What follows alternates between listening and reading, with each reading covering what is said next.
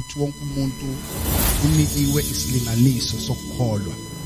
Akekho umuntu onganikwanga ukukholwa. Amen. But ukukholwa kuhlukene igaba, umehluko uhlobo lokukholwa. Amen. Ngoba uhlobo lokukholwa oluthize olwenza izinto zenzeke empilweni yomuntu. Ingakho awufanele uphike nabazalwane ukhonza nabo. Ngoba ngenzeka ukuthi abanakho ukukholwa lokho nonakho. Njalo uJesu uma ephilisa umuntu isikhathi esiningi wayethi ukukholwa kwakho kusindisile. Omunye umama elithizwe lenkosi wayenesifo somopho for 12 years. Lithizwe lenkosi wathi enhlizweni yakhe uma ngathinta nje umphetho wengubo.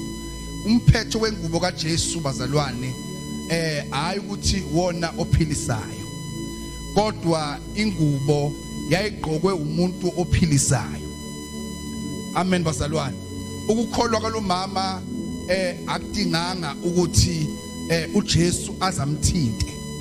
Kodwa ukukholwa kwakhe kwathi uma nje ngithinte nje uchopho lwengubo yakhe umphetho lapha egcineni noma ngasayithintanga ingubo yonke ngithinte lapha nje egcineni ngiyakholwa ngizosina. Lithizwe lenkosi lo mama wazama ukudlula esiqukwini ngoba isiquku sasimenyanisile uJesu. Ngenkathi lo mama emthinta uJesu wama wathi ubani lo ongithintileyo?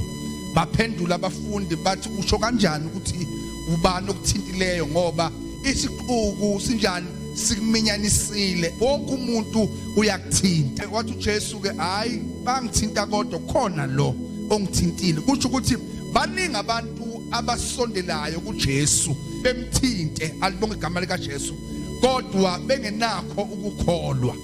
Lo mama wabadlula bonke laba abathinta uJesu, abanye mhlawumbe abamemqhawula abona, kodwa lo mama akadinganga nje ukuthi uJesu ezemthinte enyameni noma uJesu embeka izandla. Wakholwa ukuthi ingubo yakhe nje isilinganiso sokukholwa wayenaso sasingafani nabo bonke abantu abahamba noJesu. So ebandleni singagcwala sonke bazalwane size sizokhonza kodwa umuntu usebenzela ukukholwa kwakhe. Ingakho lithizwe lenkosi umuntu uyophila ngani? Ngokukholwa kwakhe. Haleluya.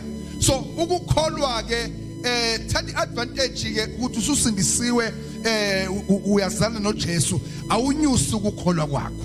Yiba nokukholwa okunusual, ukukholwa okungajwayelekile. Praise the Lord. Uma usufinyelele ezingeni lokukholwa elingajwayelekile wenza izinto ezingajwayelekile. Izinto ezingajwayelekile ziproduce ama results angajwayelekile. Kodwa ukukholwa okungajwayelekile kuproduce noma kukhiqiza ama results anjani? Angajwayelekile. Praise the Lord. Kufana nesihlahla esiniselwayo. Njengoba lina nje izulu kunezithombo ezikhulayo, zikhuliswa yini? Imvula. Amen.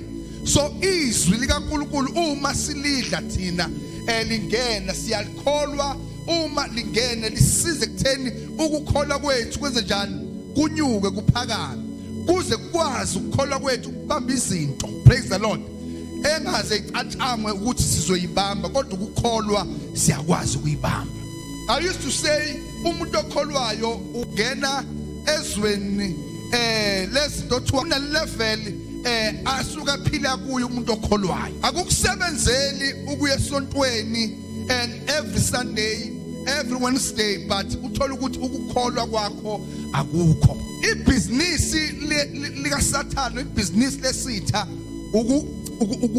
ukwenza ukuthi ungabi nakho ukukholwa. Ibhizinisi lakhe la daily lokuthi izimo obhekena nazo zinciphise izinga lokukholwa. Uzubone nje ukuthi uyanciphisa ukukhombisa izinto enyameni, akukhombisa izinto empilweni, mase ekufaka lifiye ngenkathi ungena ifiye ngena ukwesaba njalo ukukholwa kuyehla kugcine kuphansi. Ugcine uyikholwa nje elikholwa kodwa uthola ukuthi ukukholwa akukusebenzeli ngoba awufuni ukunyusa izinga lokukholwa.